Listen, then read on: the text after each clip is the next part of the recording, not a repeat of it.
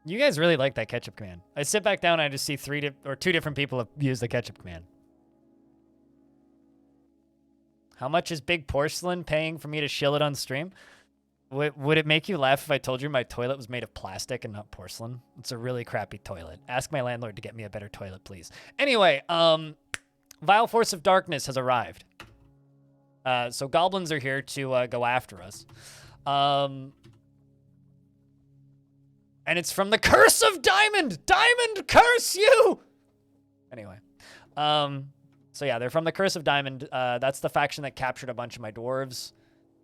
These assholes, by the way, who are run by the Shrew Devil Administrator and your Velopipe Idita, blah, blah, blah. Something or another. Also, you know, they have their Royal Executioner is a criminal by trade, which is perfect.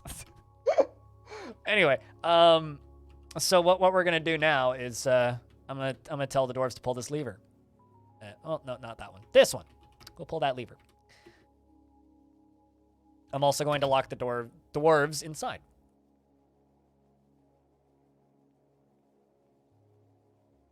By threatening to report Amazon to the FTC because they keep removing honest, inflammatory reviews just because they clearly wanted higher reviews on certain products. So that sucks. And they want you... You know, I've never left an Amazon review. That's awful. Yeah, do that, please. I mean, like, you know, I could totally understand them removing, like... Do you remember that beautiful period of time where everybody left massive piles of diarrhea reviews on sugar-free gummy bears? Does anybody remember that? It's just like a fan fiction of explosive diarrhea, but about gummy bears. Anyway, I could understand why they would remove those, but like the golden years, yes, the good years of Amazon reviews. I could understand why they would remove those, but really just like, I'm assuming it's like an Amazon product too. It's probably like the Echo Dot or something. That sucks. But yeah, fucking report them to the FTC. Hell yeah. Anyone who needed cheering. There's a few different products out there that like, it's like a tungsten cube, I think is the other one that has glorious reviews. One of my favorite memories is just like sitting in a dorm with a bunch of athletes waiting for nationals to start, just reading reviews of those gummy bears on Amazon. It was glorious. Like, it was like some of the most hysterical laughter I ever had with that group. Okay, who's coming to pull the lever? We got a lever that needs pulling, dwarves. It needs pulling stat. Nobody pulling it? What? I told them to pull it? I thought I told them to pull it. Pull the lever. Oh, it's forbidden. I'd do it. Oh, did I do it again? Fucking did it again, chat. I was wondering why this dwarf died. It's because I locked him in that room and then forgot to unlock it. God damn it. It's like the second or third time I've done that now. Just like, oops, I accidentally locked it. Sorry, Time into Raph. You got locked in the closet with the levers and I forgot to let you out. Really need a better situation for this. Your biggest bugbear with sky-high review scores from critics and customers, and this is the horrible headset. Vast, honestly, I'm going to be honest with you guys. This is why you shouldn't ever trust a streamer on gear that they have. It's like, if you ask a streamer, what is the gear you're using? And then they're just, I know this isn't exactly the same thing, but like, how many goblins? More than 2. If you ask a streamer, what kind of headset are you using? Ask them if they bought it. Because if it was sent to them, they're definitely buttering up the truth. Because every single product as a streamer I've ever been sent by a tech company has fucking sucked. And the stuff I use, I paid for. All right, let's just sit here. And the Steel series is one of those ones that gets a lot of things sent to them. So people are like, oh. I don't understand why people like gaming chairs. I genuinely don't. I love my office chair, though. 30 to 40? No. Okay, so it's like 1 page, 2 page, 3.5 pages, fully zoomed in. 1, 2, 3, 4, 5, 6, 7.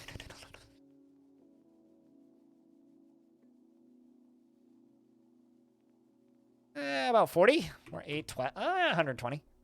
I guess. I know a few people who like gaming chairs. Nothing wrong with it. Shit products. You know, I have one. I have one SteelSeries product on my desk, and it's a thing that I bought in like 2010, and I still use it. It's bad. It's just hard plastic mouse. It's just a piece of plastic that's textured. That's all it is.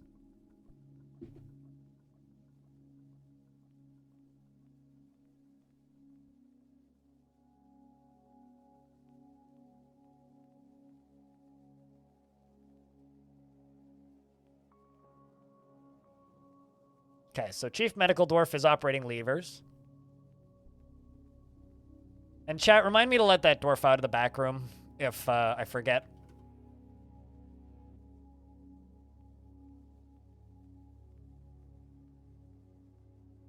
Oh, absolutely. Yeah, I don't have a Herman Miller, but I have a really nice office chair.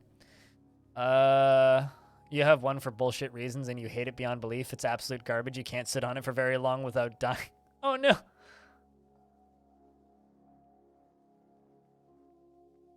Jess, thank you very much for the raid. What's up, everybody? We're being raided by goblins right now, so I'm about to dump a bunch of lava on their heads, and then we're going to go continue playing shot put and bowling for demons.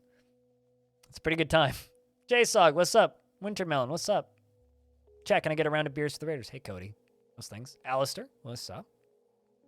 Jess as well. How was your stream? How was things? Are you ready for Dwarf Fortress to release next week? I hope you're ready to take a very long break from RimWorld. No, we're actually under siege by goblins. See? Goblins. Invaders. I mean, if you want to be goblin, you can consider yourself a goblin. Hey, George. Nothing. It's more like a shuffleboard. Oh, no. That's unfortunate. Definitely didn't miss copying the raid message. I've been there, done that. And unlike normal raid messages, you actually have to copy that one because it's got the fancy symbols, right? But chat, for those of you who don't know Jess, Jess is a member of my team. She streams a variety of video games, recently a lot of RimWorld. Got to hang out with her briefly in Vegas. Good friend of the channel. Go give her a follow. And she'll be streaming Dwarf Fortress once Dwarf Fortress is out.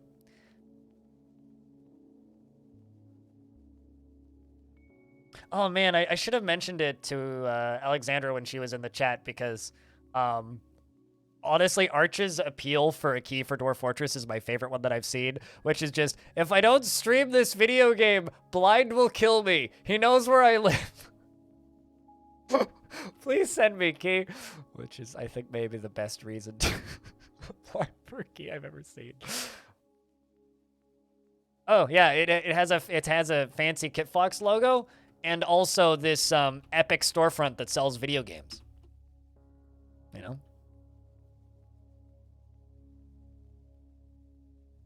Well, see, I'm forcing them to walk over lava, Nog. Also, great job on the hot potato. So it's forcing them to walk around these towers, right? And now these towers are filled with lava that's being pumped up to the top. And so I can pull a lever to dump the lava onto the walkways. And then the rest just get catapulted into the lava for the laughs, I guess. And then they melt down here. And we laugh maniacally. Well, it's an Epic Games store. You know, it's funny to me how many games come out on the Epic Games Store and just nobody notices. It's like Goat Simulator 3 has been out for like almost a month, and I don't think anyone's noticed. It's like literally nobody uses that storefront for anything but Fortnite and the free games. Can you catapult liquids? Yes, but not with drawbridges. You can with minecarts. That's how Cupo shoots fireballs at people.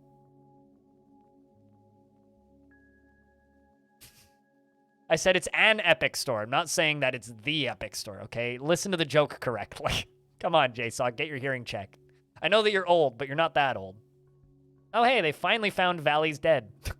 Valley's is the dwarf that we used as bait to release the hell. Anyway, that's fine. We're gonna go back up to here.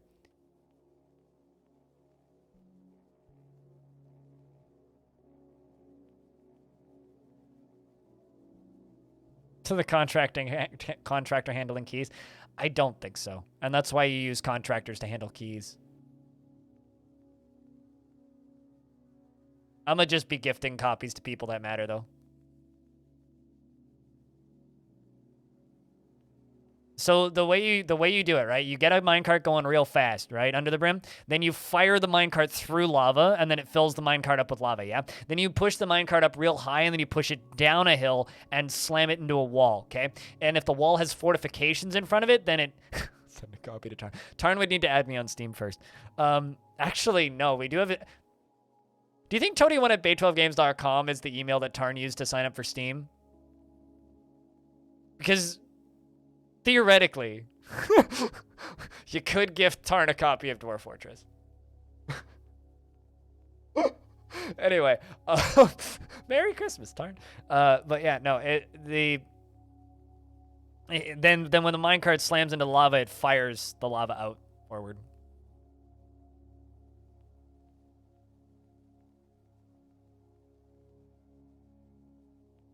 But, so this defensive structure is super silly, impractical, and took way too long to build. This whole thing, all in all, I would say took me probably around 30 hours to build.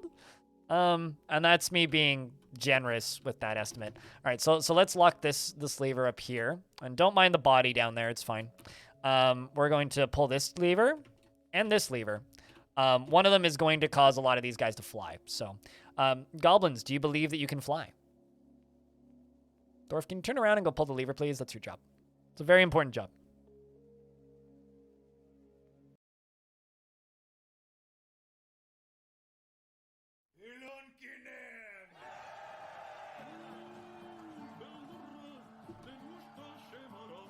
I hope you like flying. There they go. Well, that's round one. And then we pull this lever.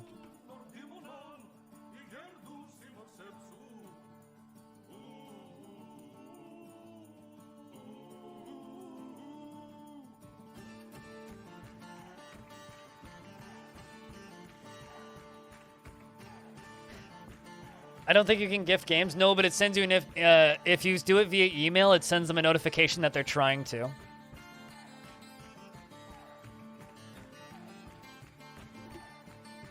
This took way too long to build. So you can be like, yeah, this is a super OP weapon. Yeah, it is, but it also took me way too long to build. Nuclear vessels. I mean, yeah, it does kind of look amazing, doesn't it? Don't ask me how, like, troll bones got into it, but... See how many of them are still burning. Oh, nope, they're all burnt. Siege is over.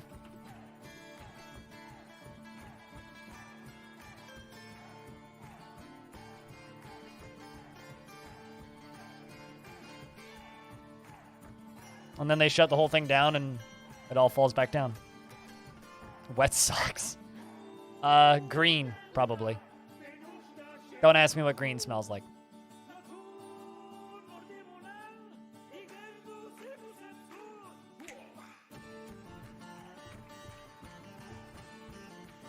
I can't wait for the full version of this song.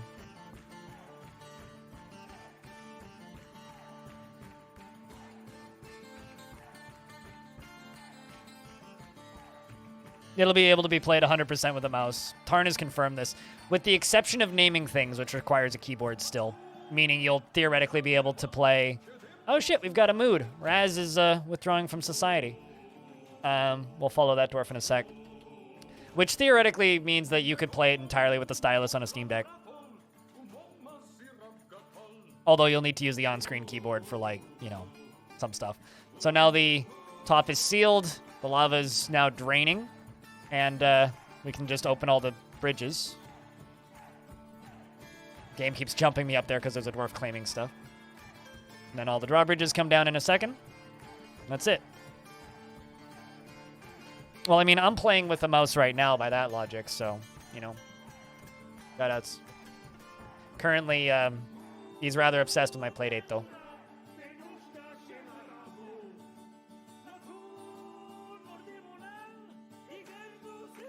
don't think it will. I mean, if like Tarn's laptop from over, if sorry, actually no, not Tarn's laptop. If Zach's laptop that's like almost a decade old can load a large world in 30 minutes in the new version, I don't think the Steam Deck will have any trouble.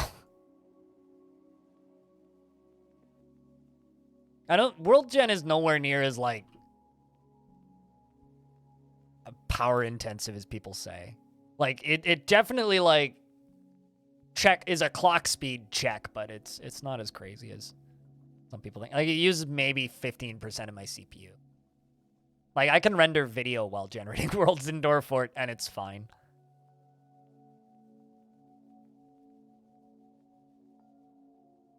Sure. Yeah, no, I mean, but that's what the on-screen keyboard is for on the Steam Deck specifically.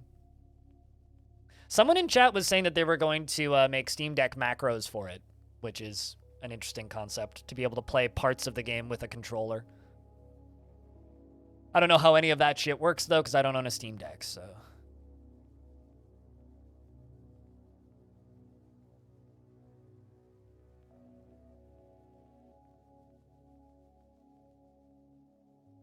Yes, that is correct, Diamond, by the way.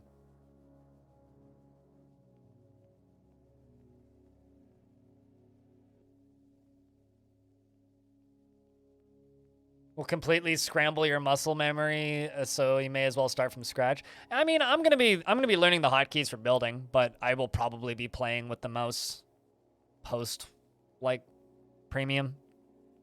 I still think that instead of calling it premium, though, we should call it the Undies update, because it is the update where dwarves now can make underwear. Which is much more important than, you know, anything else as far as I'm concerned.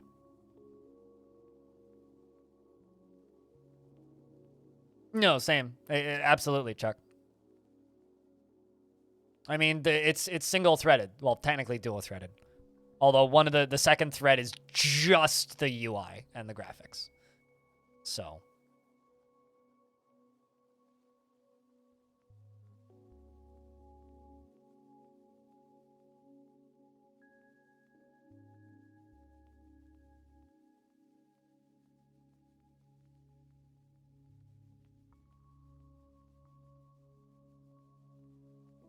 I already let the dwarf out. But thanks for reminding me.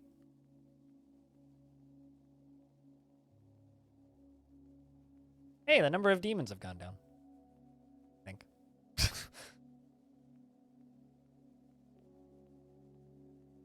Although, they seem to have moved.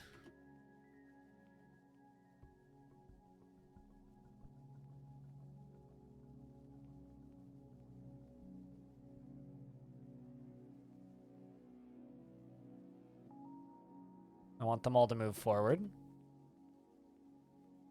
What actually is that? Boiling Phantom? It's a starling composed of steam. I don't know it... Uh-oh. Oh, never mind. I don't know, actually, if demons going through demons stops doors from being forbidden, does it? Like, does it count as taken over by enemy? Hey, Sax.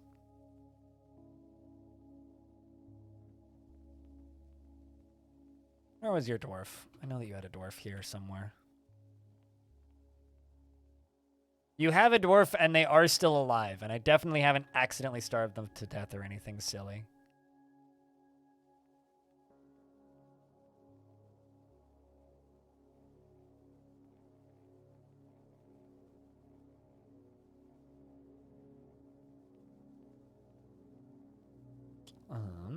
What is it? Oh, there you are. Literally was like right under the one that I had highlighted. And you're quite happy. Weird.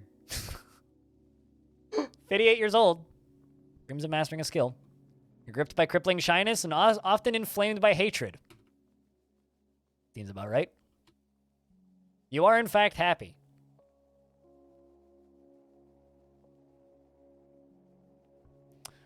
Is there any difference of the world that's... Is there any difference of a world that's just 50 years to a world that's 150 years apart from history? You've never played with an older world? The younger the world, the more mega beasts will be alive. So the more titans, giants, forgotten beasts, dragons, hydras, that sort of thing. The older the world, the more weird ancient critters you're gonna have. So like were creatures, so like things, and necromancer experiments and zombies. So it depends. Do you want like more high fantasy, like massive ancient titans and shit, or do you want like zombies and weird necromancer experiments that are like strange flesh balls that vomit acid? It just depends on what kind of flavor of world you want. Generally, the older the world, the more zombie apocalyptic / evil critter it'll be. The younger the world, the more like Titan heavy and stuff like that. So if you like Titans, you want like a 10-year-old world. And because they don't multiply. Yeah, older worlds are likely to have more religions, yep. But also less research that can be done in libraries because so many topics will already be discovered. Less books to write.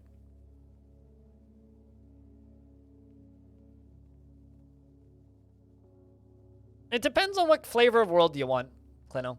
Although Clino hates necromancers. So it makes sense why Clino would say not really. Just like I don't like DF hack and dwarf therapists, which is why I say that what's it called? Lazy noob pack isn't important because I don't like that stuff. This is just bias he's showing, that's all I'm saying.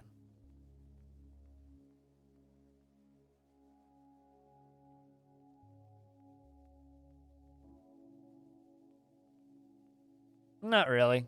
Well, they write biographies, but that's not fiction. They write about themselves.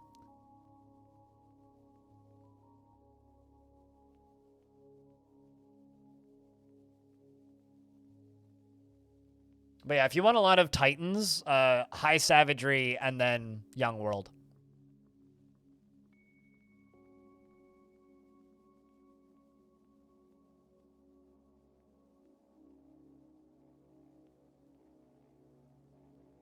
It depends on the type of biome you're playing in. Although, here's the thing. I don't know about premium because, like, right now, nature isn't really a threat, but supposedly they're making nature a threat. So that's the big question mark there. So I don't know post-premium, but it really depends on what you mean by threat. Certain things... Like, how do I word this? Dwarf Fortress isn't really a game about threats. If you settle in a haunted biome, you might have rain that just makes everybody projectile vomit or explode into blood. Maybe it's raining blood and everybody just gets disgusted when they go outside. You could have a random woolly mammoth with 4 heads that shoots fire show up in your basement. You could have a flying one-eyed chicken that shows up because the like titans and the beasts are proc-gen. Maybe you're close to it because it depends on where you settle too. So if you're like, just to look at this world as an example, right? Where I am, I'm kind of in the middle of nowhere, right? There's not a lot around me. If I were to settle on this island up here on the plain of skirts, I wouldn't really get attacked by anything because there's nothing that can attack me, right? Because there's nothing there. If I were to settle, that's a bad example. If I were to settle right here in this haunted desert, right next to this haunted mountain, right next to this destroyed elven civilization, next to all of these goblins right here, odds are pretty good we're gonna get attacked by some really fucking weird shit. Right? So, it depends on where you settle. Like, the difficulty and, like, the what's going to attack you question is very much based on where you settle. Like, if you settle somewhere that's calm in the middle of nowhere with not a lot close by, yeah, but Kakapanda, let's not worry about things that are potentially a decade in the future. Let's worry about things that are now, right? Like, this is a problem with the Dwarf Fortress community. People are like, until it gets at it. It's like, yeah, but that's not going to happen for fucking 5 years, so who cares? Like, it depends purely about where you settle. So if you settle in, like, a good-leaning biome, close to a bunch of titans with a dragon on a mountain nearby, if you use sneaky ways to figure out where they are, when you settle, you might just immediately get, I don't know, an army of angry unicorns attacking you. Like, it's a weird question. You used to have a habit of settling in untamed wilds. Like, to give you an idea, like, most of my forts I settle, I build a little thing, and there isn't really any major threats early on because of where I settle generally. I relatively recently, and by relatively recently I mean around the beginning of this year, settled in an untamed wilds evil biome, okay? And immediately an undead giant alligator climbed out of the little creek that was close by, killed 2 dwarves, and drowned a 3rd one. And then a bunch of undead monkeys came running in from the jungles and killed the rest of my dwarves and stole some food. And then I had 1 dwarf left. I started digging with that dwarf, and while I was digging, unbeknownst to me, the crocodile came back and ate the last one, or alligator, whatever it was. I think it was a capital A, so it would have been an alligator. Dwarf Fortress. It's a video game that doesn't give a shit. It also doesn't give a shit about balance, and it also doesn't give a shit about like what happens when. Like, there's no strict this event happens because this thing. Really? I mean, like, goblins won't invade you unless you have 80 dwarves. But you can also disable that if you want, and make it strictly based on value. Like, it's... Like, I just assume that people come from RimWorld with, like, a RimWorld base knowledge. So if you're coming from RimWorld with a RimWorld base knowledge, just know that, like, RimWorld is a game that's designed to give you a challenge. Dwarf Fortress is a simulation that doesn't care about your existence, right? Dwarf Fortress just does shit sometimes, whereas... like, RimWorld is designed to give you a balanced experience. This game doesn't care. Like, the world is just moving. It's this big clockwork machine, and you're a little tiny cog in it. And sometimes you get stepped on by a giant. You know, that's just how Dwarf Fortress works. Which is why, like, losing is fun is the comment, because everything will be fine until it's not. You know, like, I almost lost this fortress because I can't even remember what it was. There was a fire-breathing... I think Titan that spawned very early on in this fort that, like, decimated, like, 40% of my population until 1 dwarf managed to just, like, club it in the head with a blunt force object and bruise its brain, and it died of brain damage. It's like... Another thing that you need to realize about Dwarf Fortress is that it doesn't have an HP system. It literally keeps track of how much blood is in your critters, and if they lose too much of it, they die. Or if they run out of oxygen, they die. Like... Like, I had a Titan once that was just flying around on the surface. My doors were all sealed underground, so we were safe from it. But it was just flapping around on the surface. And I say flapping because it was a chicken. It was a giant one-eyed chicken with a tail, and it breathed fire. And so what I say is just like a shitty wannabe dragon. This dwarf's now making their artifact. So it was basically just a flappy, shitty wannabe dragon. And it was just breathing fire on stuff. And I had a public tavern, which was underground. And so visitors kept spawning on the edge of the map to, like, come in and visit my tavern. It was a very popular tavern, which always had a lot of guests in it. And... A group of traveling elven scholars spawned on the side of the map to come visit my library, and the the chicken breathed fire on one of them and died. And I was very confused until I read the combat log, which said that the boiling elf explodes into a flying lump of gore or something, and... Then I read the chicken's combat log, and it said boiling blood got caught in its eye, which melted its brain. Stuff like that can happen, and it's like, that's a memorable moment. Was it fun at the time? Absolutely not. But it's a memorable moment, and that's what Dwarf Fortress is good at generating. Steam is a really bad monster material, yeah. Don't tell Valve.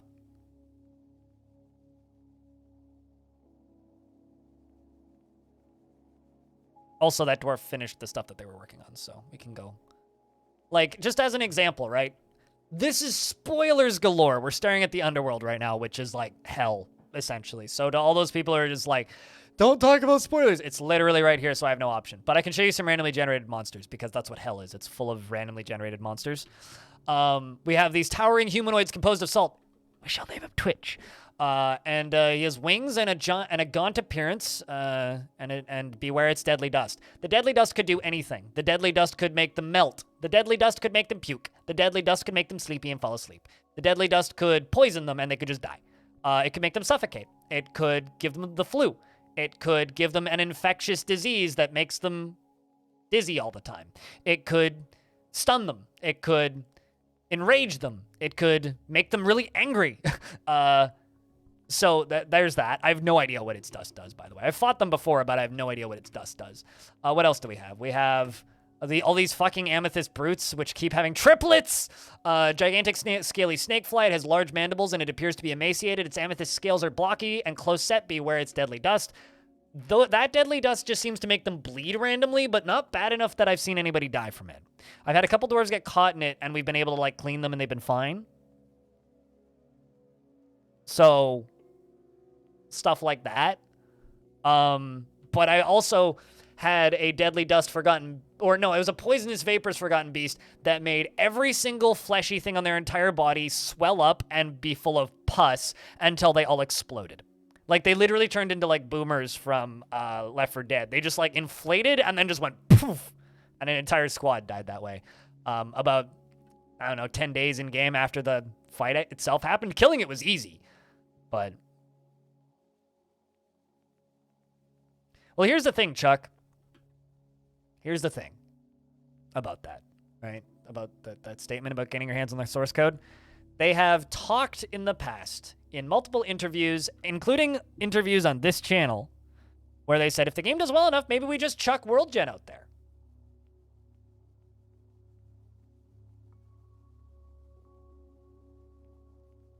So maybe you'll get part of it.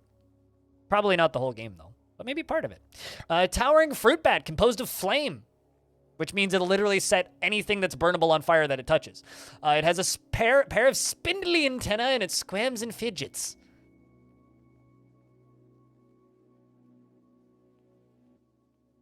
And what do we have up here? Oh, butterfly demons. These things fucked up my last fort. A huge hairy butterfly. It has large mandibles, and it squirms and fidgets. Its goldenrod hair is long and straight. Beware its webs. Shoots out spider webs. So it has like a perma-stun lock, basically.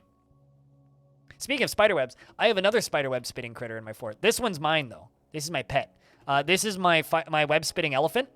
I have it stuck behind this little wall, and then there's these holes in the walls here, these little fortified walls. And then these are dogs, tame dogs, that are tied up here. Don't ask me why this one's covered in blood. Anyway, so I have these 3 lovely little dogs here, right?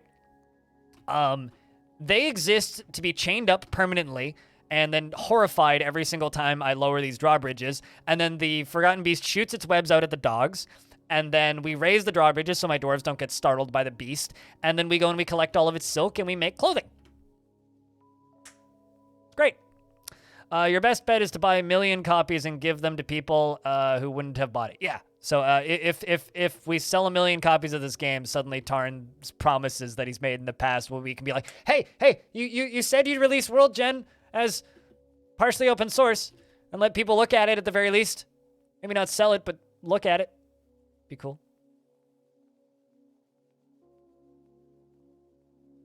Come on, elephant.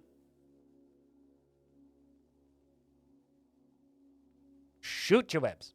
Yeah, I mean, there was one time earlier in this world, actually, where we fought with the underworld, and there was a bunch of them that actually dropped bones, so we were making crafts out of their corpses and clothing out of the leather that they dropped. It's like, imagine just, like, killing a demon and then tanning its hide. Just literally what we were doing. Made a pretty good clip, you think? Dwarf Fortress is a simulation that doesn't care about your existence, right? Dwarf Fortress just does shit sometimes, whereas, like, RimWorld is designed to give you a balanced experience. This game doesn't care. Yeah, it's like, pretty good. I know what I said after that. That's pretty good. I might use that. Thank you.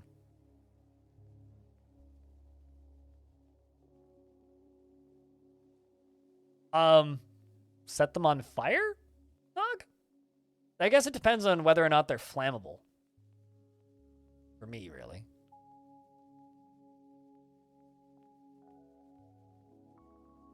You can't wait for next week? Next week's gonna be interesting. Next week's gonna be interesting. I just hope I get a head start.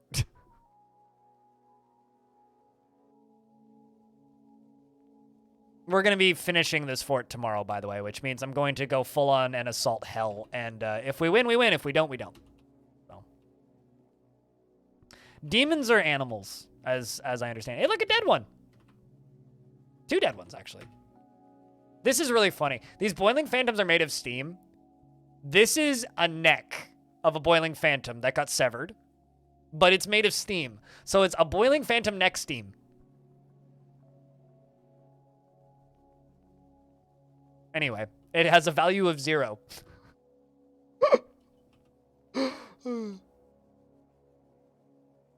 The problem is the demons are hanging out back here, and that's it. I need them to forward.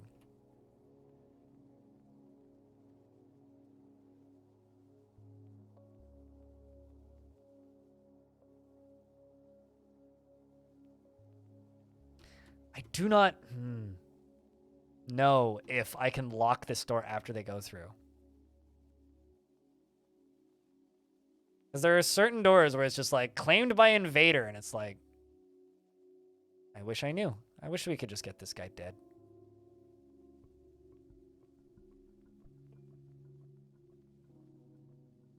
All right, Raz. You've begun your mysterious... Yes, you have. Okay.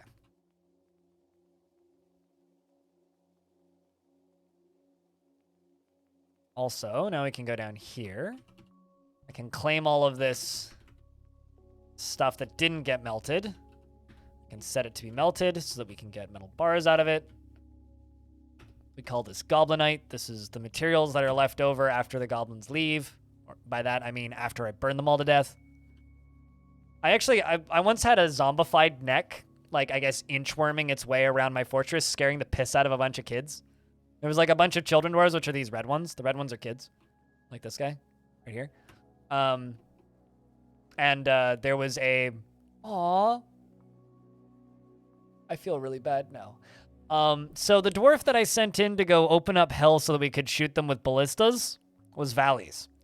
Razlime, the stoneworker, has created You Shall Rumlam Ulzan Nothak, a diorite toy hammer, and claims it as an heirloom in the name of the family ancestor Dodic Valley's humor basement. It's not very funny that they're in the basement, but... Alright, so how do you know this dwarf?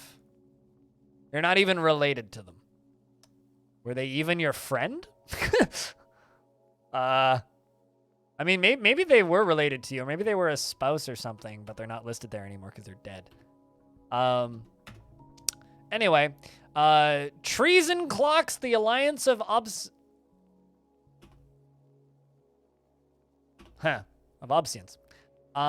This is a diorite toy hammer. All craftsmanship is of the highest quality. It is decorated with elkbird leather and encircled with bands of elkbird bone, and round diorite orthoclase cabochons, not diorite, and gold. So fool's gold and gold. This object menaces with spikes of mica, bloodthorn, and crundle bone. On the item is an image of Box, Sad Scourges, the Troll, and Civ. The dwarf, in diorite. Civ is striking down Sad Scourges. The artwork relates to the killing of the troll Sad Scourges by the dwarf Civ with a bismuth bronze spear in the Mirthful Towers in the mid-autumn of 264 during Dusmud Distop, the Scalded Siege. On the item is an image of a kangaroo in Aslot's Pulp Mine's Forgotten Beast Silk. The name of the elephant.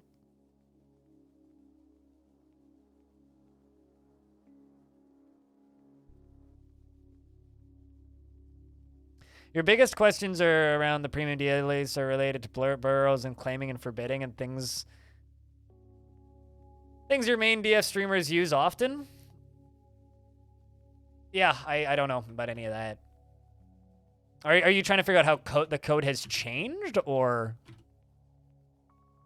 like just in general? I mean, because like I have no idea. I won't know until after I've played it, and I won't have played it until the first. Well, not until the first. Until the first day it's out, which is the 6th.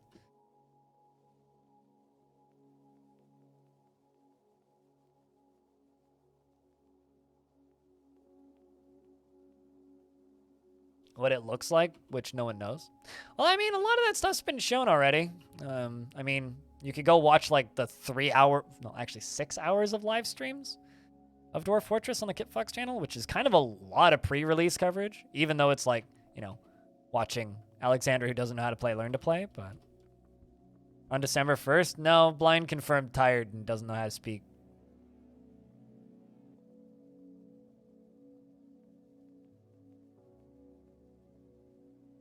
In fact, I can show you on the first hit, not in my library.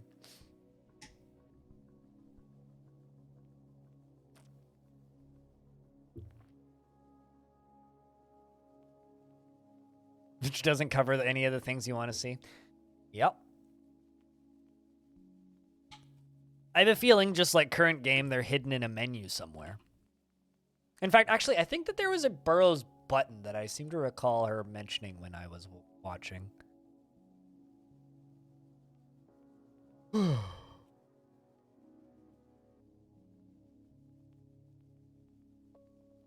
know what's funny, Dad Calthor, is I can tell you that that was a slip of the tongue, which is true, it was. But you won't believe, will you?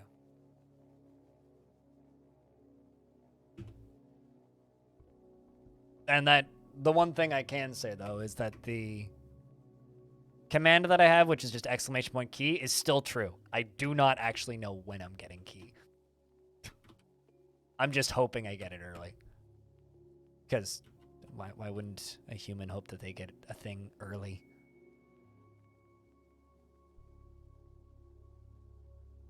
Toy hammer with spikes? I mean, don't you put spikes in your toy hammer? Come on, man. The fuck?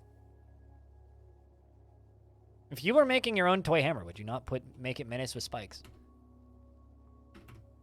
Speaking of burrows, apparently we're still in a burrow. I thought I turned that off. I was like, why is shit not getting done? What the fuck?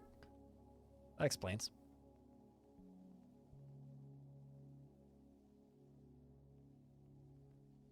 You know what's one thing we have in common? So we're both trolling.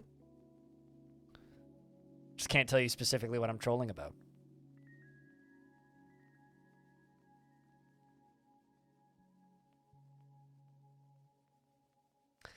You can't get used to the control scheme? Hold on a second. Devil's advocate for a split second here, Chuck. Please humor me and don't get mad. If you can't get used to the control scheme, how are you talking to me right now? It's literally just typing on a keyboard is the control scheme. Oh no, Dwarf's scared. Run away, Dwarf. Okay, we'll just lock the gate for a sec. After you in it? Okay.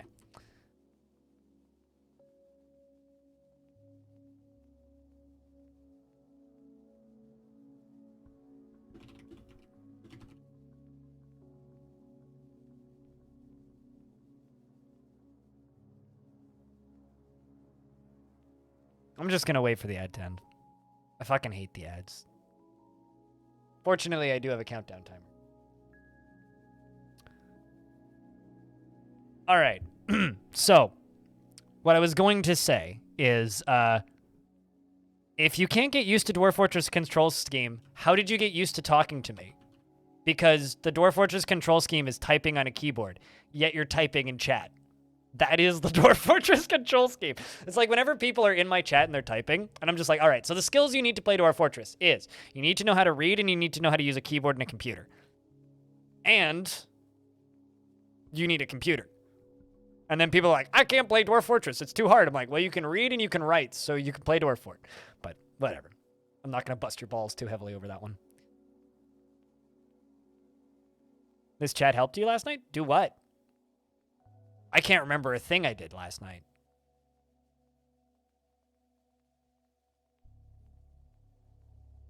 But their ads legit pissed you off? Yeah, there's a thread on how to block them on my Discord in the general section if you want. I honestly don't care. Please just block them if you can.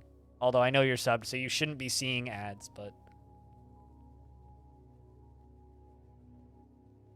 like, legit, block them. Oh, and how did cheese pasta turn out? Turns out putting cheese on things makes things better. Fire the ballista arrows! Or the missiles, whatever comes first. Really? Just need to get this last guy. Come on, fire! Smack him! God damn it. Alright, so let's go full balls for a second here.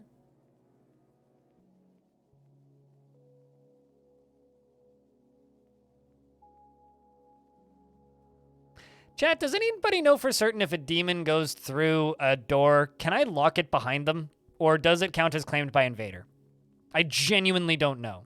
Does anybody here know? Because I just want to let this fucker out.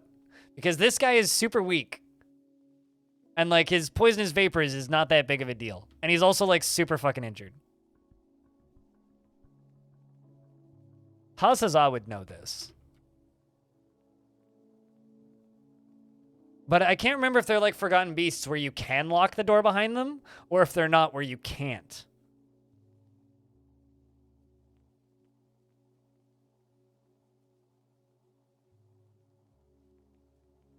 No, it's fine, Lord Chuck. I just like busting people's balls over that one specifically. Can't we just douse them in lava? They're immune to lava. They're demons. Like, that's like saying, hey, let's set hell on fire. That'll show them.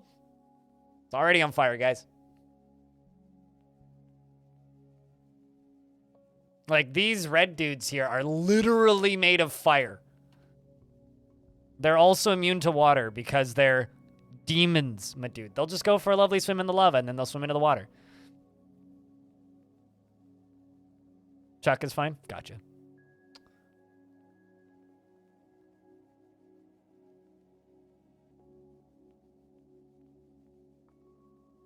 Oh, wow, you read the whole thing? Welcome back.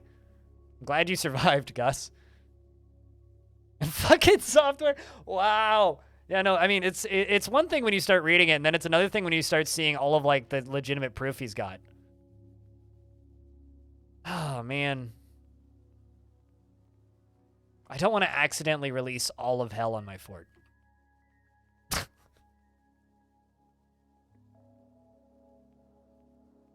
That'll kill them. Deep, but, like, you can only drop ceiling once. Although, actually...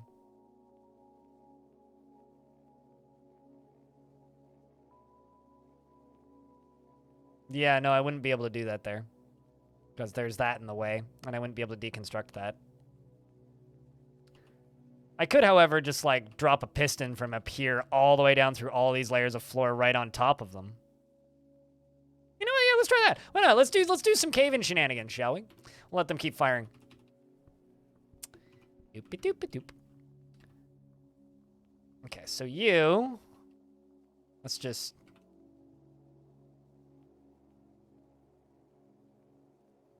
That's where we need to drop it. So, if that's where we need to drop it, what's it going to fall through?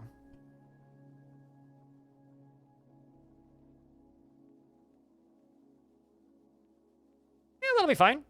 That'll be fine. All right, so what we're going to do here...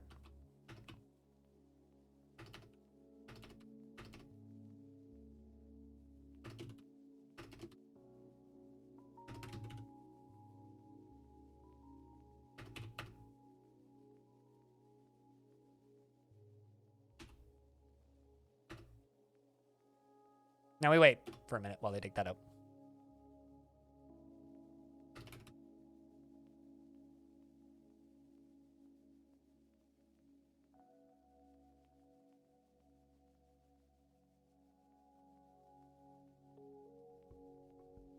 Yeah, Clino actually has the game, so Clino can give you more accurate information than I can.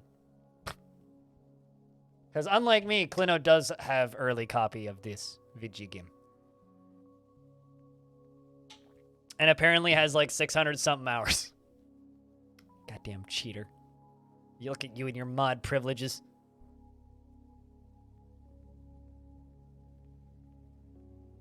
The fancy schman's developer account. Bah! If there's any, like, heavy hitting highlights from that AMA, could you, like, post them in the Discord or something, Pablo? Because...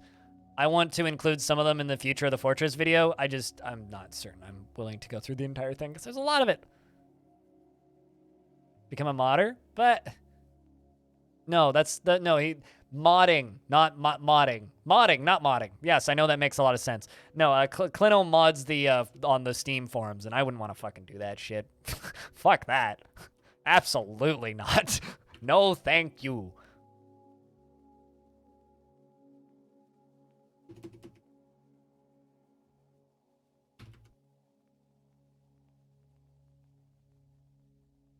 Reading the Steam forums gives me anxiety. I couldn't imagine actually modding them.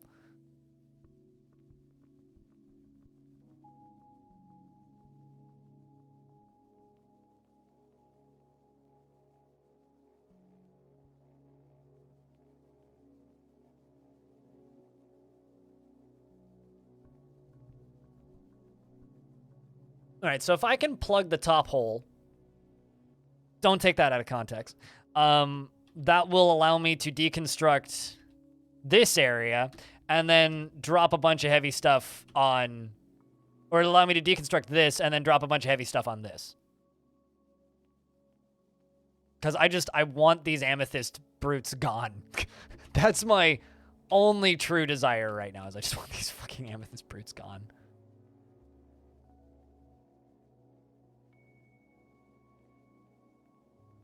My stance on public lynching?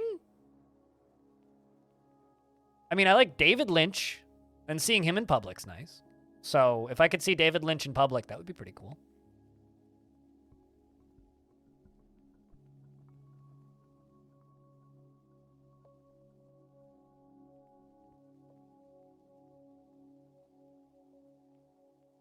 Also, you might want to send your friend to this thing called the police station.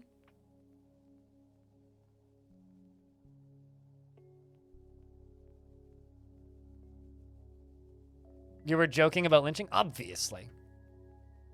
The only kind of lynching that I approve of is David lynching.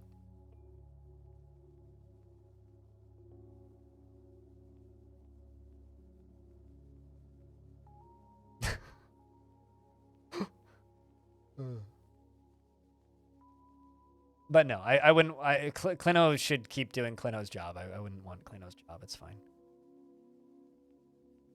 You do like lunching? Big fan of lunching, yeah. Big fan of lunch and lunch breaks.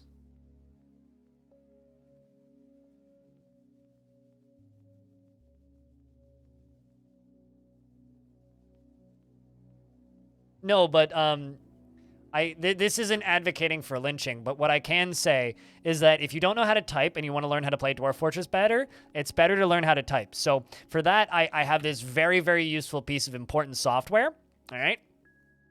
It's called David Lynch Teaches Typing. It's a free demo for a very expensive piece of software program that will teach you how to type. No, Pablo. David Lynch Teaches Typing. It's very, very, very good software. Highly recommend David Lynch Teaches Typing. There's a link. It's the free version, the demo, if you will, of David Lynch Teaches Typing. If you finish the demo, it does give you full instructions on how to unlock the full copy. So I recommend. Film director David Lynch. Also, they have a really good David Lynch impersonator. Typing of the Dead is also decent. And trust me, there's more to the joke than just that. So, like, I don't know, maybe play David Lynch Teaches Typing. That's the worst Mario game ever made. Change my mind, Pablo.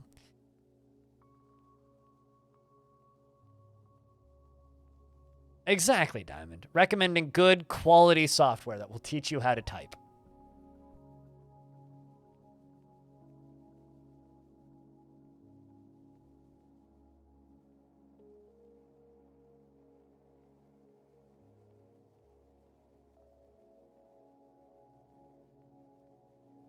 You're trying to take your cat on a walk in the park for the first time with a leash. I hope that your knees survive. You don't get scratched to death.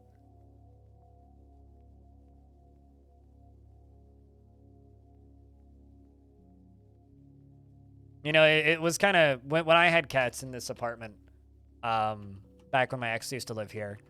For a little bit, one summer we decided it would be a great idea to get them a leash and start taking them on walks. The result wasn't that, like, you know, they were happy when they were outside. The result was they just got even more obnoxious about wanting to be let out, even though they were, like, primarily indoor cats. So that's whenever I hear people saying that they're going to take their cat for a walk, it's always well, are you intending on making them an indoor cat, keeping them as indoor cats, or do you want to make them an outdoor cat? 'Cause if you want to make them an outdoor cat, great idea. If you want to keep them as indoor cats, don't ever do that.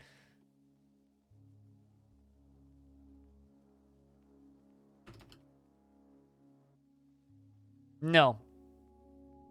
It's a sore topic, and I don't like responding to it. But the short answer is no. At Calthor. Turns out, eyes are difficult. How's the fort been? Pretty good. Pretty good. Trying to drop a big rock on some demons. You know, normal stuff.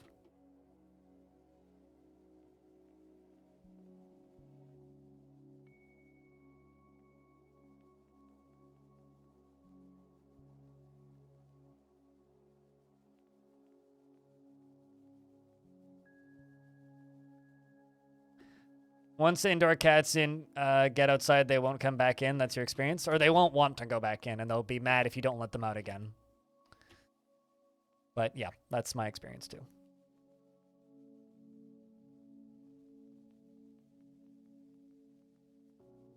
I learned how to type using Mavis Beacon teaches typing, actually. But most of my actual typing skills were just from practicing and sitting there and typing. Why did they stop it? It's still constructible.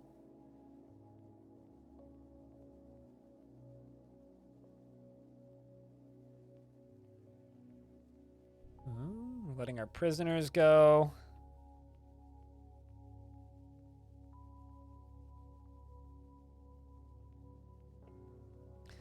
Unable to complete the stone pillar. Well, that's a shame.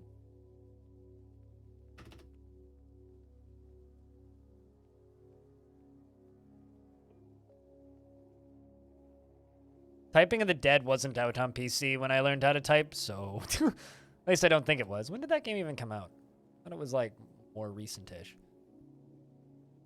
Typing of the Dead. When did Typing of the Dead release? PC.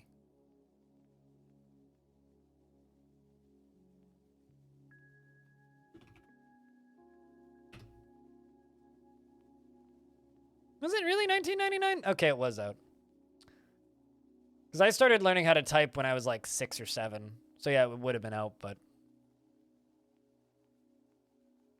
I didn't play Typing of the Dead until like just a couple of years ago, so.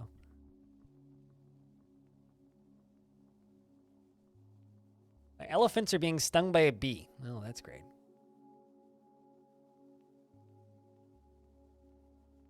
No, it's probably because the item they were pathing to get was this one.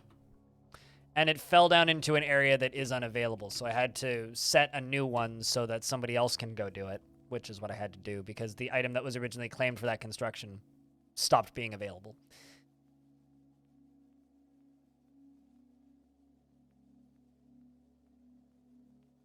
I've never actually seen a working Dreamcast in person. I've played many games from the Dreamcast era in emulators, but I've never actually seen a working Dreamcast in front of me. I've seen broken ones, but I've never seen a plugged-in functioning Dreamcast.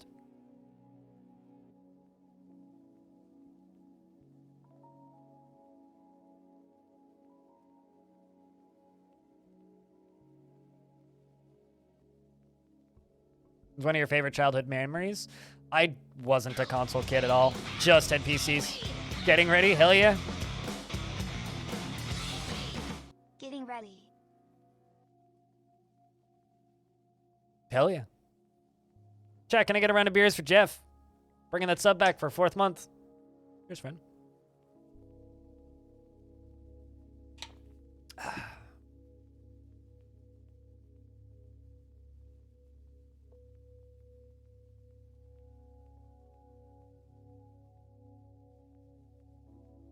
Nowadays, they're shareable PCs, but previously, when they were unique hardware, they weren't. Like an Xbox One S is a shareable PC because it's basically just one running Windows under the hood. Where, actually, no, I don't need to do that. I need to hook this up to a lever first. Whereas a,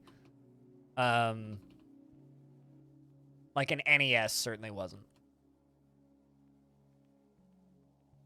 Or like a Neo Geo wasn't. Also, I would argue that like a Neo Geo Pocket or like a Game Boy isn't shareable. It's handheld, so thus I keep it in my pocket whenever I'm not using it, damn it. You clearly missed what I said, Chuck, but that's fine. You weren't allowed to touch a mechanical machine or anything, including a typewriter. My dad had a typewriter when I was born, and it's one of like those weird memories that I think back on, and I'm just like, man, my dad used to still use a typewriter when I was born. Carried it around in a fucking briefcase. It was kind of a cool thing.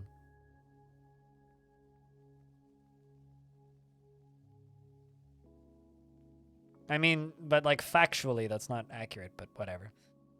They were electronic toys.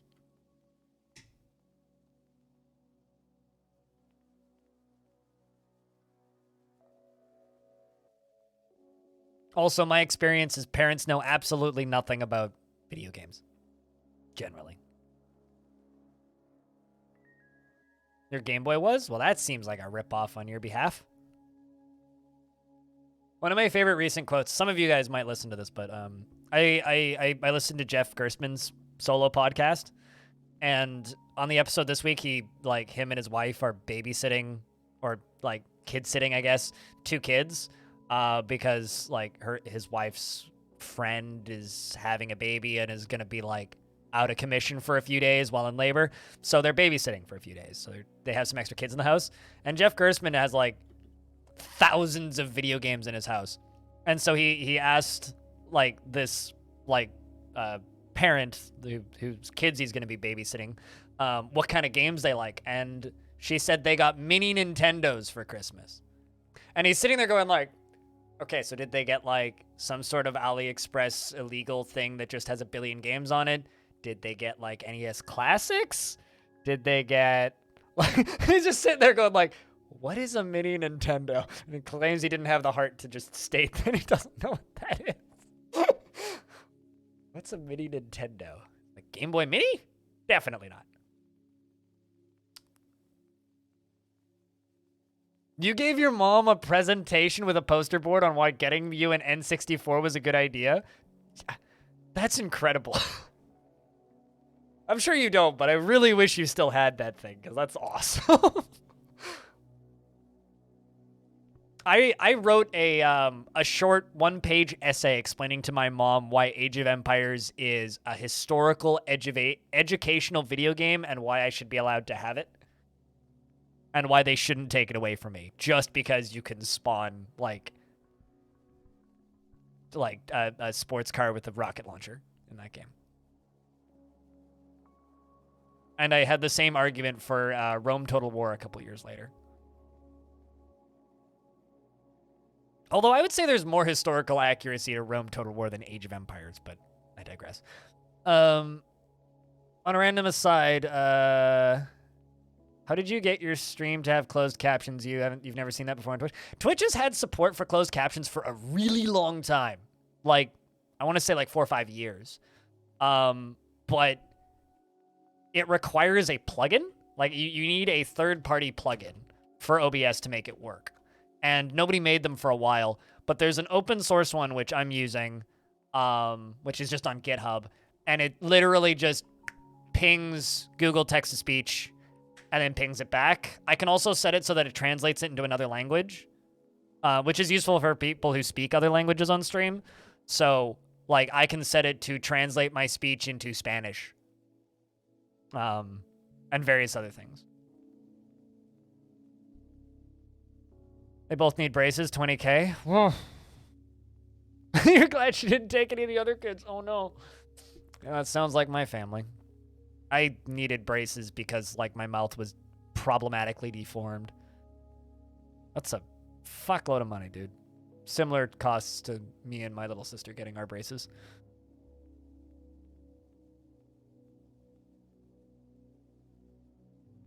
So, yeah, that's how I have closed captions. True story, I've never played Age of Mythology. Not once. Pretty good. Boom Boom Shrimp. Yourself?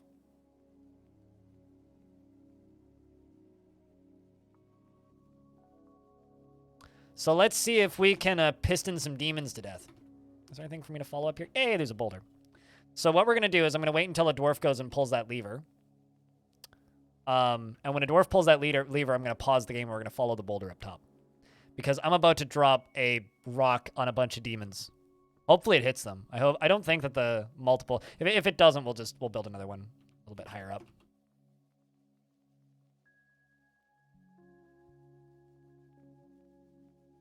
We'll just follow this dwarf who's going to go pull the lever.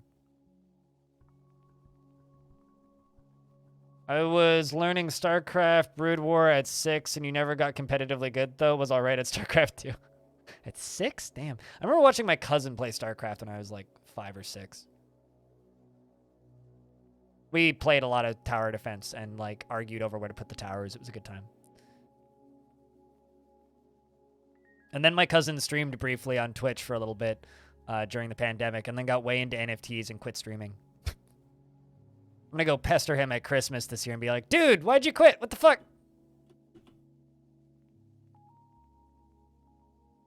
All right, so that dwarf's about to pull that lever. So we're gonna follow this rock up here because it's gonna fall. Let's see what happens. Hi, Belinair. We're about to plug some demons.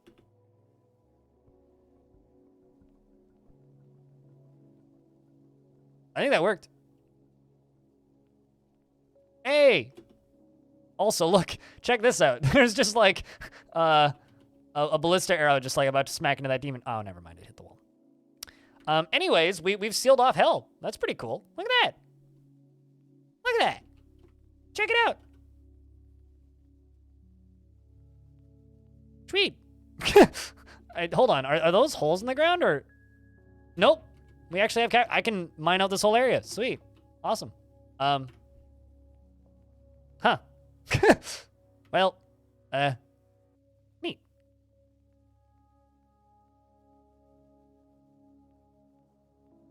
Let's remove these walls. You just won? No, I didn't. But I did plug one layer of an adamantine spire, and now can go in here and deconstruct all this shit. And then mine out one more layer of adamantine. I mean, they're still here down on this layer and this layer. But we did kill a bunch of them. And we're still shooting ballista arrows at them over here, which is also good.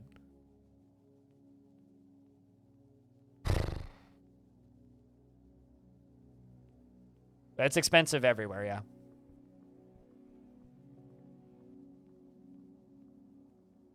Isn't money in New Zealand about the equivalent of Canadian money?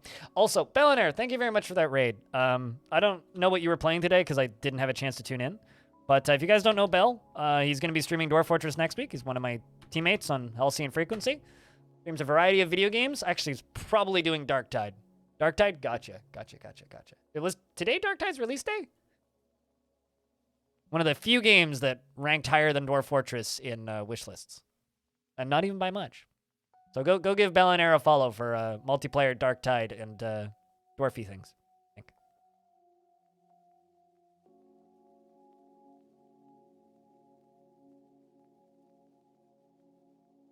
That's about what we paid for me and my sister's braces in Canada, Frog. Let's see, so we hit he dodged out of the way. The slug demon jumps away. I wonder if we're just training their dodge skill. All right, so now we got to do another cave-in. I'm gonna cave in one like right here. So what I'm gonna do is I'm going to start digging here. And I'm gonna dig out all of this. So let's set dig.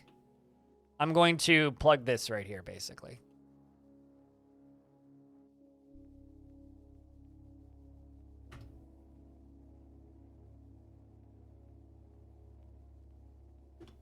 That's going to take a little bit, but we're also going to just keep firing these ballista arrows.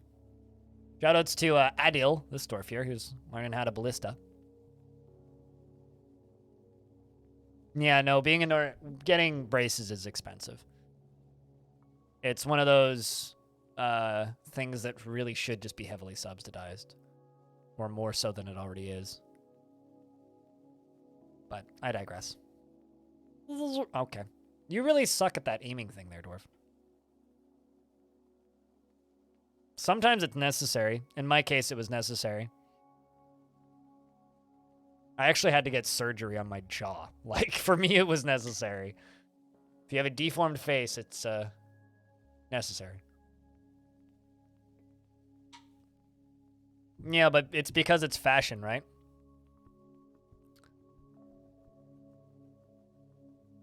Your antidepressants are making you anorexic? You should talk to whoever prescribed your antidepressants about that. That's a legitimate reason to speak with... Hey, we got one. Got him. Look at that. We killed the Wrath of Snow. Bullseye. The Wrath of Snow jumps away from the flying ballista arrow. The flying ballista arrow strikes the Wrath of Snow in the body, breaking away the tissue, and it dies. Got one. But it's made of snow, so like you breathe on it funny and it'll die.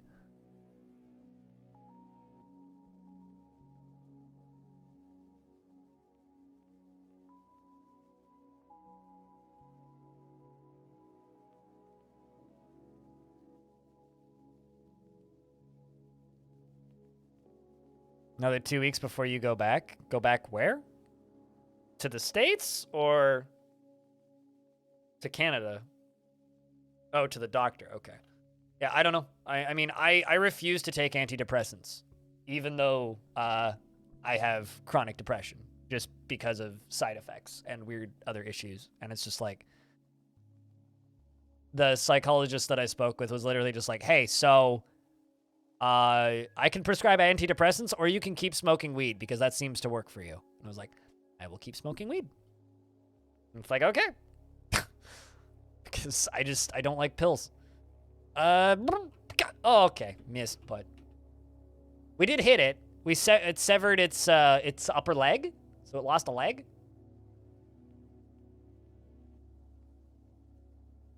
Where some are just super flimsy. Some are like weird glass cannons, though.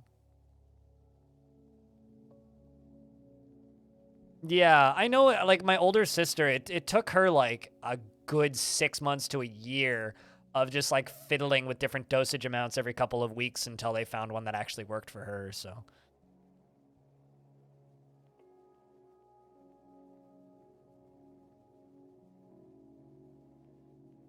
Pills, they suck.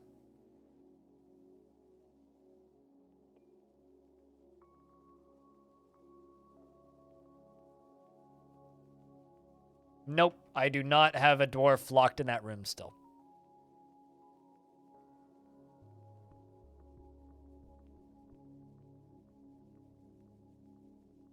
You need a tiny dosage? That's pretty good. Small dosage is the best amount to take meds in. Should really just, like, set this one to prepare, or not in use, and just go for the other one.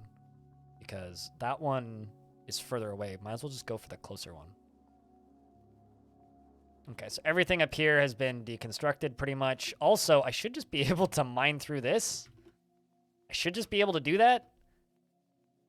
Because this is just the top layer of the adamantine spire, so assuming I'm not channeling down, which I'm not, should be fine.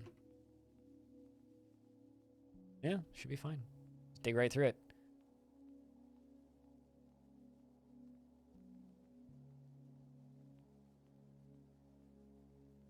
So I'm not actually going to dig this all out. I'm going to cancel the bottom layer. But all the way up, I'm going to dig. Because we're going to drop another thing on them. I'm just going to pause for a second so I can cancel it down here so we don't dig these demons out, you know, all that jazz. Also, I'm just going to be very careful here. We're going to just plug this a little bit. Make sure they ain't getting out.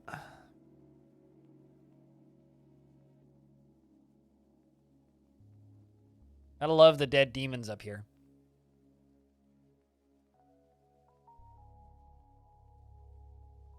If the vast majority of those amethyst brutes go away, the frame rate will go up so much. There's just so many entities right there, and they keep having triplets. The ballista is, in fact, killing demons. Yes, Omega Lilf. And it's worked. I mean, we've got a couple of them. It's just the majority of them haven't come around the corner, but they've spread out, and they're in a convenient spot, so I'm going to drop a rock on them. Although, I might be wrong here, but I think if you drop a rock on a demon and then dig them out, they don't die. I might be wrong. But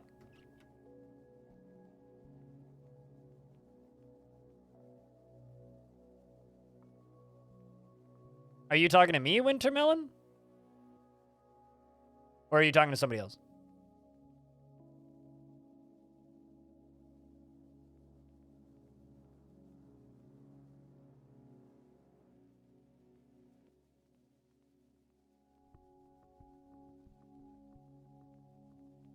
Oh, really? Prescribed edibles? The concept of prescribed edibles is such a backwards concept for somebody who lives in Canada. Me? Okay, so I own 3 vaporizers and a volcano. And I cook my own edibles all the time, so I'm way ahead of you on that. So, you don't need to tell me stuff that I already do. That's one of those, like, classic, you don't know me very well, hey? Situations. I have a Tinymite Xmax V3, Xmax V2 Pro, a Tinymite V1, Terp Pen, and a Volcano. Although the Volcano, I don't have the Volcano Hybrid, no, I just have the normie one with the analog dial on the front. I don't want to just... Last night we had the weed stream where I was just sitting here talking about weed for like 2 hours. I don't really want to do that again. But I'll just say that I have a neighbor who just like chain smokes joints. And he's in his late 60s, and he just sits outside and he just sits there and smokes all day every day.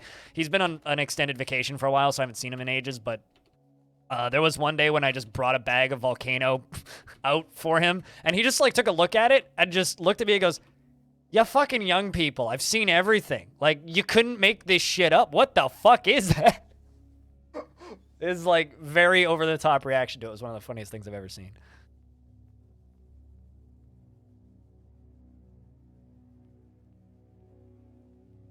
But yes, please don't give me recommendations on how to not combust weed, because yes, I don't. I just don't say I vape, because when I say I vape, people assume it's like those crappy like oil vapes, which are disgusting.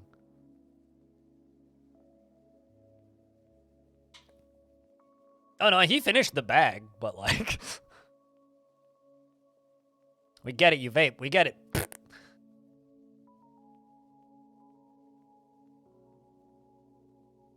Also, I have a random dumb question on the vaping topic. Do you watch any vaping YouTube?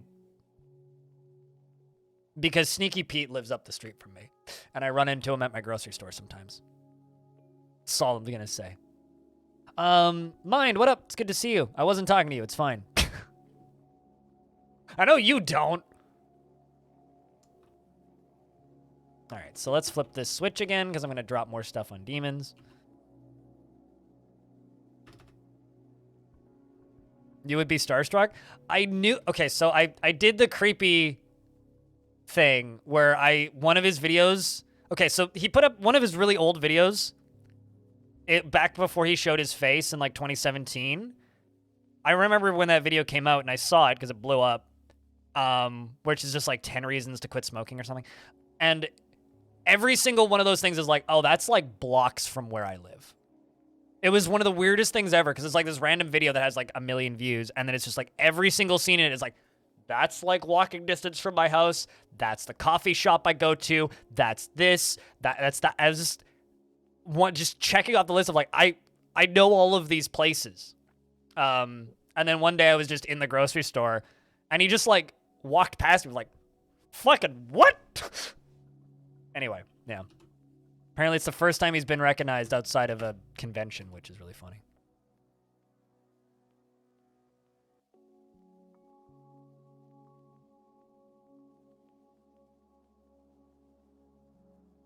Anyway, I don't want to just talk about smoking, because not everybody here gives a shit. Draga is the closest you get. Hey, smokers. Yeah, I always get very... It's always a gift from the internet gods when Draga uploads. It's very rare, but it's always a gift. You know, this might actually be a bad idea. Okay, you know what? I'm actually just gonna pop up above here.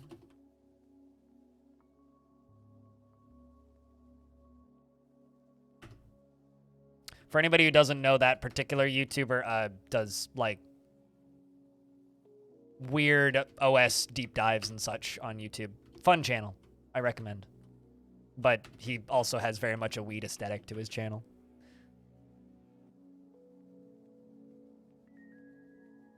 Like most stoners, Metalhead. You have a bunch of Kia raiding your fort regularly. Can you get rangers to hunt them, or how do you stop them? I usually just set up cage traps around my doors and just catch them and eat them, or train them even. But if you set up a... Honestly, I can't just say, like, if you set up a crossbow dwarf squad, because that's one of the most complicated, like, tedious things to do in Dwarf Fortress. Honestly, I would just use cage traps. Just put cage traps near the things that they're stealing. Excuse me. Just put cage traps near the things that they're stealing, and they'll generally stop. They're all just people. Usually, in my experience, especially with, like, meeting, like, influencers on the internet,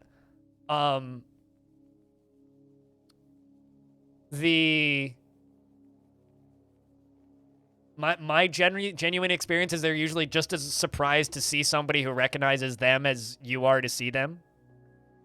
That's my experience. Like, people who do shit on the internet, yeah, it's like... But yeah, no, I'm close enough to Sneaky Pete that I can do the local pickup option on vapenorth.ca.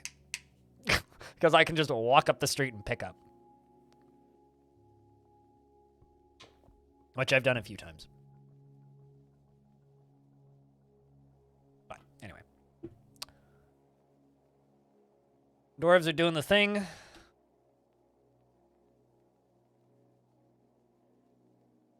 So this giant chunk of rock is going to fall all the way down here. All the way through all of this.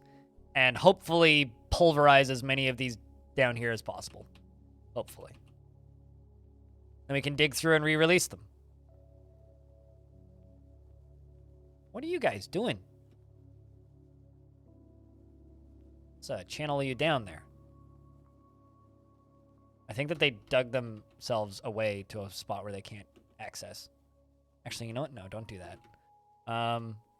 Do downstairs and upstairs.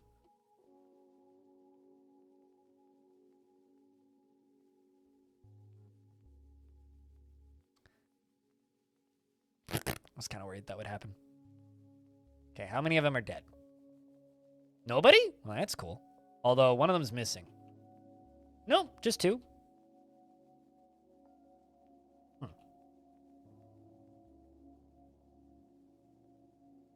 They don't seem to be able to get down just yet, so now we have to wait until somebody else gives them a way down. Although I am a little bit worried about this down here. Although it is like, okay, these are floating in midair. Okay, it should be fine. I think collapsing collapsing a lot of things in the next little while, so we'll see. This might go horribly wrong, but it's fine. What could go wrong? I'm just dropping a bunch of rock down into hell, you know? Like, what could possibly go wrong? But yeah, to quote Kit Fox, 1 week. So it's been 1 week since you looked at me.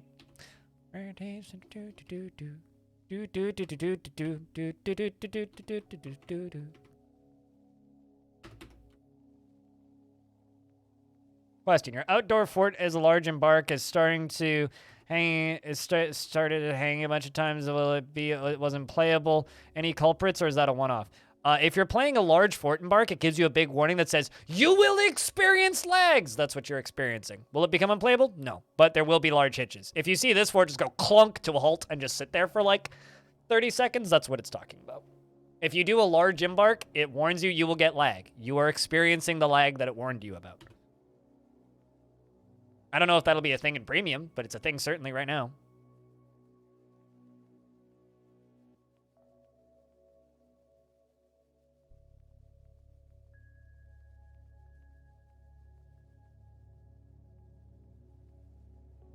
But I'll say this, right? When you say unplayable, do you mean like it hitched and then it paused for a bit and then it suddenly started going again? Or do you mean like it hitched and then never started moving again? Like, what do you mean? Like, define unplayable, I guess. Because, like, this fort will, like, grind to a halt and sit there for, like, 30 seconds and then everything will be fine again after that. Okay, yeah, then that's just a large embark.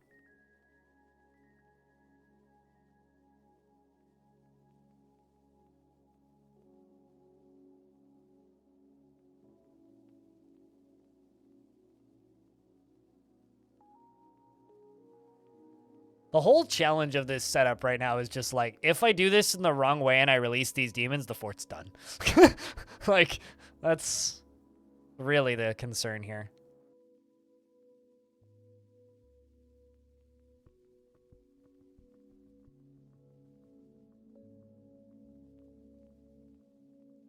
It's truly the concern.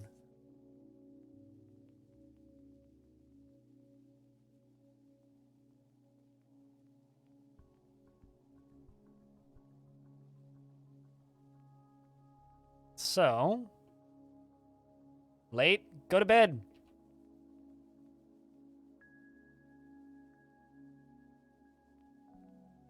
I'm just gonna cut a tree down and let that dwarf down.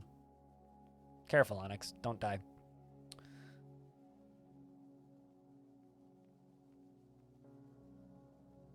Yep, if it works, we're totally fine.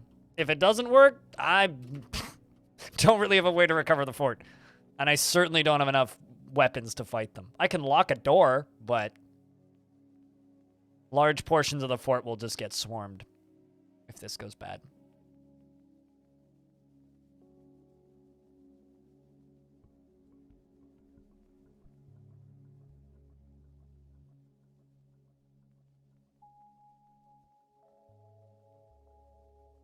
But yeah, and also what Clino says is if your fort randomly like slows down to a crawl with no real logic behind it, look to see if there's any cats or animals stuck behind a door.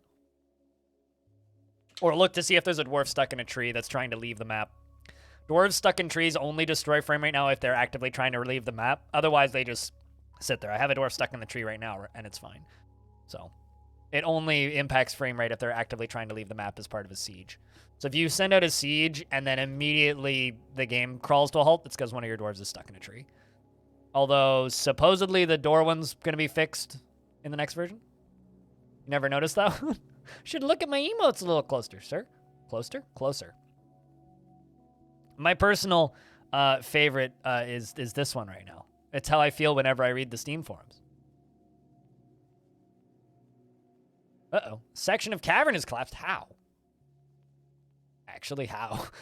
I don't even know how that collapsed.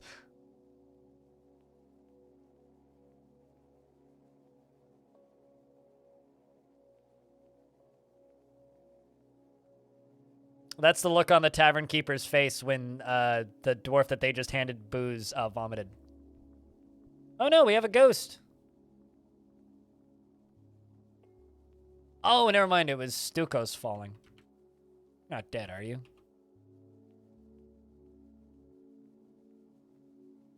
Nope, you're going to go get a drink, which means you're totally fine.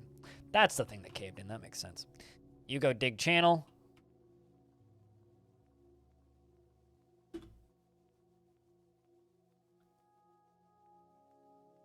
God, that would be cool. I'm actually on the side of what's the word? I am a big fan of structural integrity in games, so I would be super down for that. But I'm not the majority of people who play Dwarf Fort. Alt of someone already in chat arrives. I don't understand.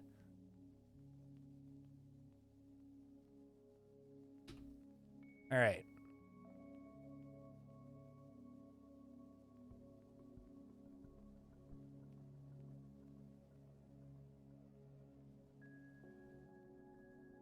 What, is that your second account, Hex?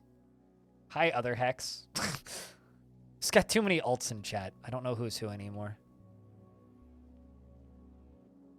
Actually, that's not true. I'm pretty good at keeping track. Anything with gremlins in the name is diamond.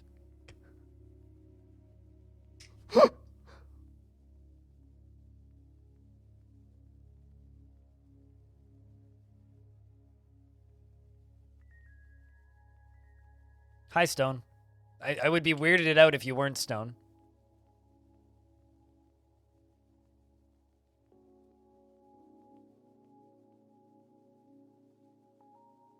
I mean, it's the whole reason to play any of the Red Faction games. It's like, oh, let's just break shit. The video game. Sup, Merc? How you been? G'day. I'm trying to cork some demons. Which is weird sentence. But trying to cork some demons is what we're trying to do. Trying to remove some demons.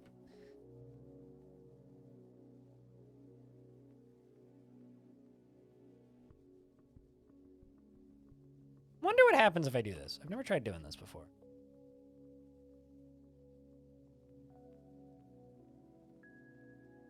This is either going to cause like a weird cave-in or it's going to be totally fine.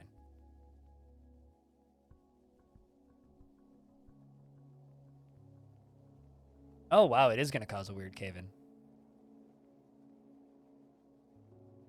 Okay, cancel that. Don't want that caving in.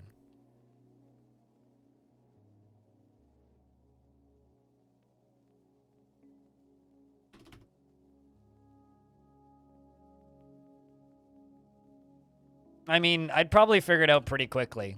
I mean, wasn't there like a time when you were on an alt account, Stone, and I figured out it was you just because you typed the same way? Because the way you type is so unique? Currently very cold, not in the best mental state. This week isn't really helping with that. Car's battery died on the way home. Are you, wait, hold on a second. Are you sitting in a car, like, freezing right now? Okay, maybe I'm just thinking of when you were on Noel Bobby.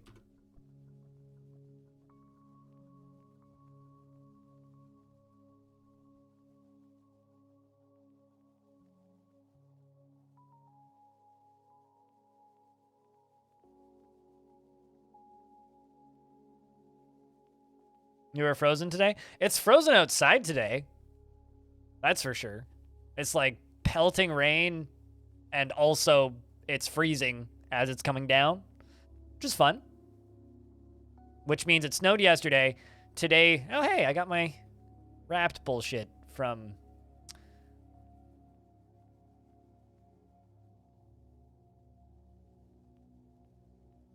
You know, sometimes I just get like not procgen, like automatically generated emails for shitty sponsorship offers, and to the point where I almost want to shout this one out because of how bad it is, but I'm not going to.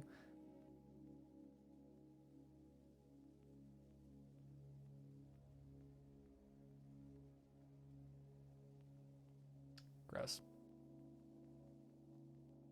It's just not professional to do that, but man, it's tempting sometimes. It's just like, hey, here's an email that's just like, hey, username, we saw you streaming video game. It's not Raid Shadow Legends, no. No, it's not HelloFresh either. They're not even that creative. They just say, Raid Shadow Legends sponsorship opportunity without any usernames attached. They're at least honest about the fact that they're spamming everybody with their nonsense. Cage traps to stop the Kia. How about getting the Rangers to go hunt and bring back meat rather than sitting around watching demonstrations? It's really finicky to make Rangers work. Although, don't set them up as Rangers. If you want them to hunt, set them up as hunters. So just give them the hunting job, and then they will just go grab a quiver, bolts, and a crossbow and go hunt stuff. But they're not guaranteed to go hunt the Kias necessarily. Like, I have hunters, and they aren't guaranteed to go get the Kias. But you can't tell them to specifically to go hunt Kia. There is no hunt Kia job. They will just go hunt. But they will also go chill and not hunt when they don't want to, because they're dwarves.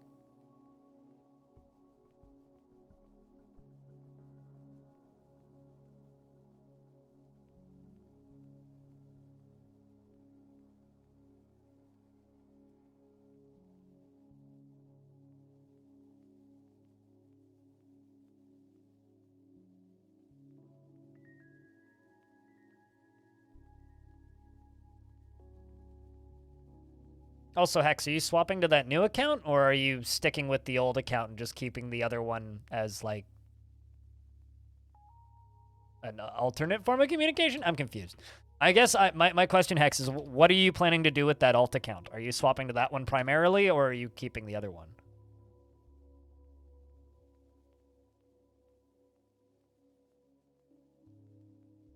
Because if so, I'm giving you a nickname on the other one so I remember who you are. Otherwise, I'll lose track. I usually give people nicknames when they change their usernames, too. New one is for organized events. Oh, okay, gotcha. Makes sense.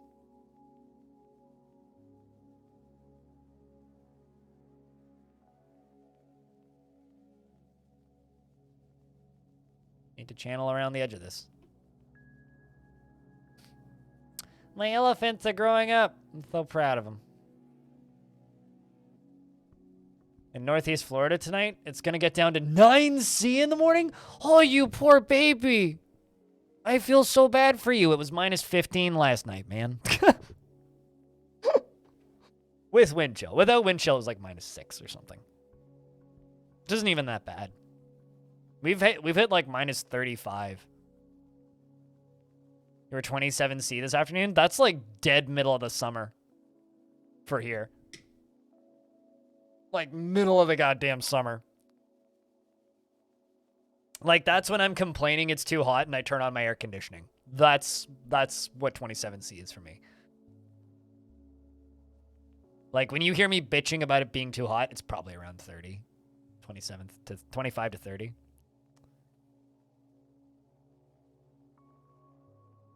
You only know jurists? Well, that's fine.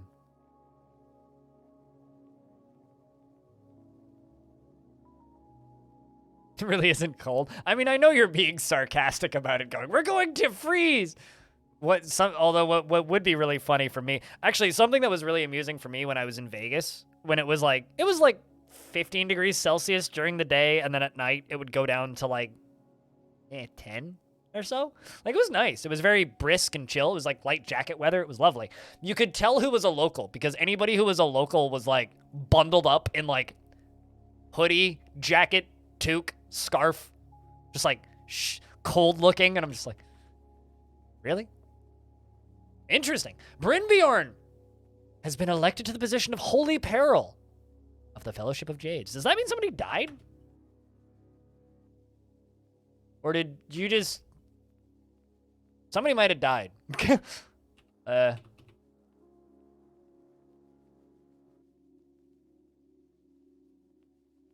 Oh. Aqua. I got news for you there. You've, passed away. But your title has been left to your child, Brynbjorn. Which is horrific and sad, but also a fitting takeover, I think. We're going to promote audio to the exalted, to the whole... actually, no, I'm not going to promote audio. That's not promoting audio. That's downgrading audio. We're going to give... Who would make sense? We're going to give it to Brynbjorn. Your kid. Was taken, not your old job, but audio's old job.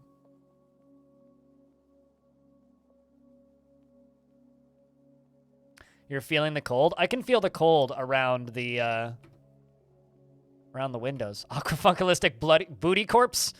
Yes. But I don't know where the body is. Might take us a bit to find it.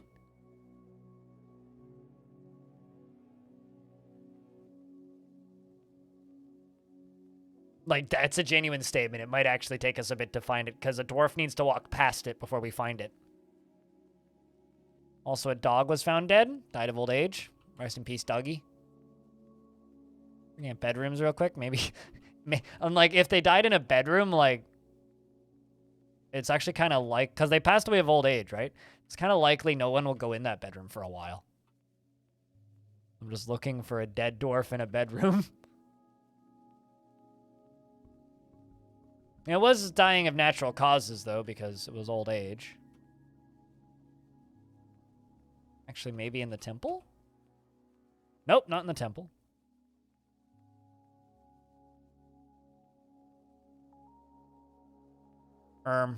Nope. No luck.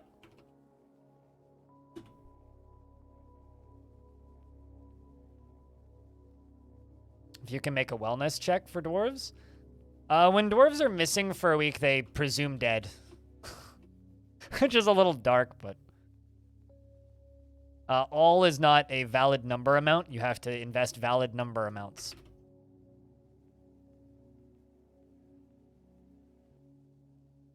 Sorry, Tiny. I mean, they could be literally anywhere on the map, so... And it's a large map, so who knows?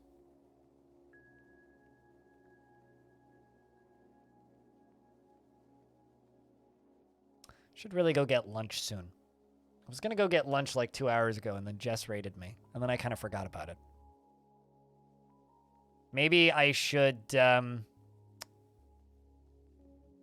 finish this setup here for dropping a bunch of rock on demons after...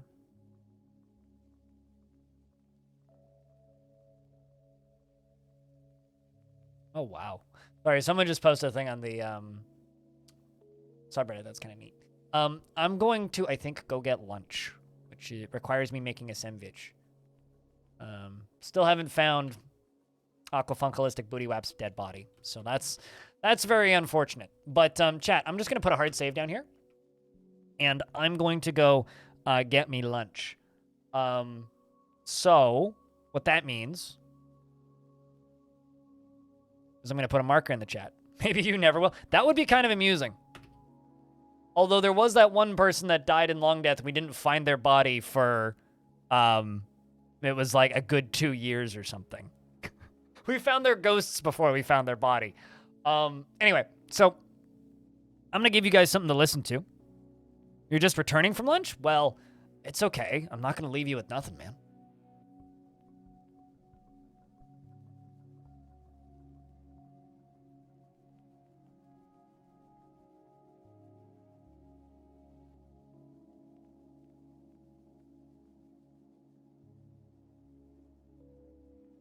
I do have to turn off the noise generator, though.